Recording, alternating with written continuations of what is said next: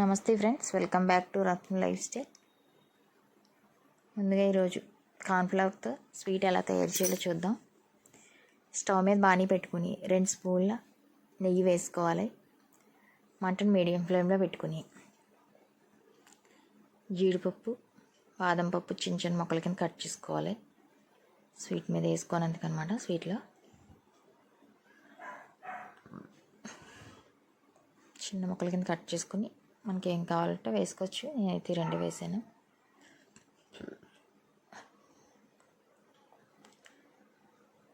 దోరగా వేయించుకోవాలి. దోరగా వేయించుకుని పప్పుని దోరగా వేగిన తర్వాత ఇవన్నీ తీసి పక్కన పెట్టుకోవాలి. జీడిపప్పుని, బాదం పప్పు వేగిపోయాయి అన్నమాట.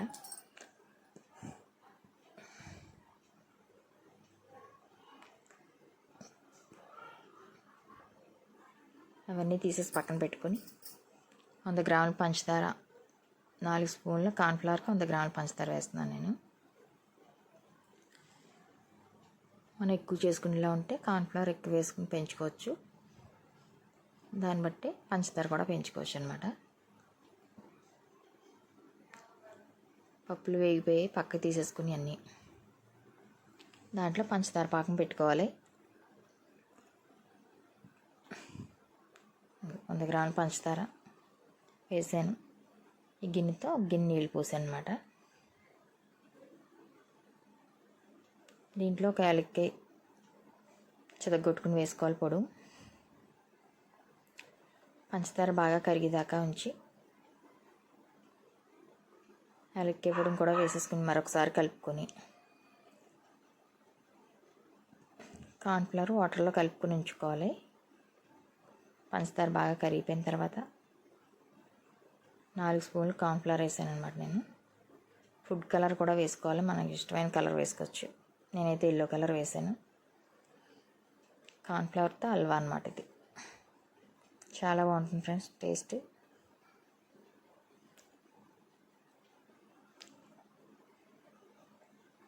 కార్న్ఫ్లవర్ వాటర్ పోసుకొని కలుపుకోవాలి. ఈ స్పూన్తో 4 స్పూన్లు వేసాను అనమాట. కొంచెం వాటర్ వేసుకుని ఉండలు లేకుండా బాగా కలిపేసుకోవాలి.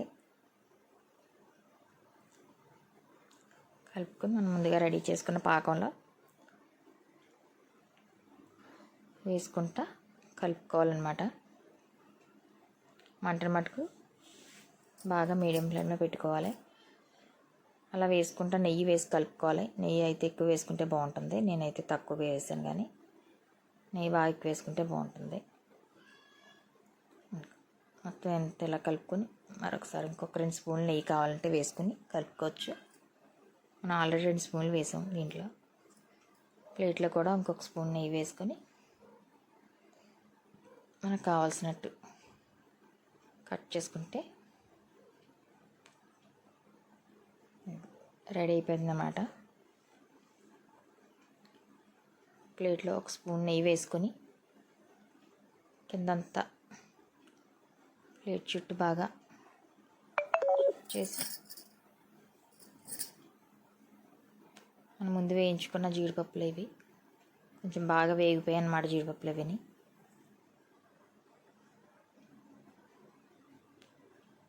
దాంట్లో వేసేసుకుని మనకు కావాల్సిన సైజులో ముక్కలు కట్ చేసుకుని సర్వ్ చేసుకుంటే ఎంతో టేస్టీగా రుచిగా ఉండే కార్న్ఫ్లవర్ హల్వా రెడీ అయిపోతుంది ఫ్రెండ్స్. మీరు కూడా ఇలా ట్రై చేసి మీకు ఎలా కుదిరిందో మాకు కామెంట్ చేయండి. Thank you for watching. Please subscribe my channel. మా ఛానల్ ఇంకెవరైనా సబ్స్క్రైబ్ చేసుకోకపోతే చేసుకుని లైక్ చేసి మీ friends and family members share చేయండి ఫ్రెండ్స్. సపోర్ట్ చేయండి ఫ్రెండ్స్. ఇలాగే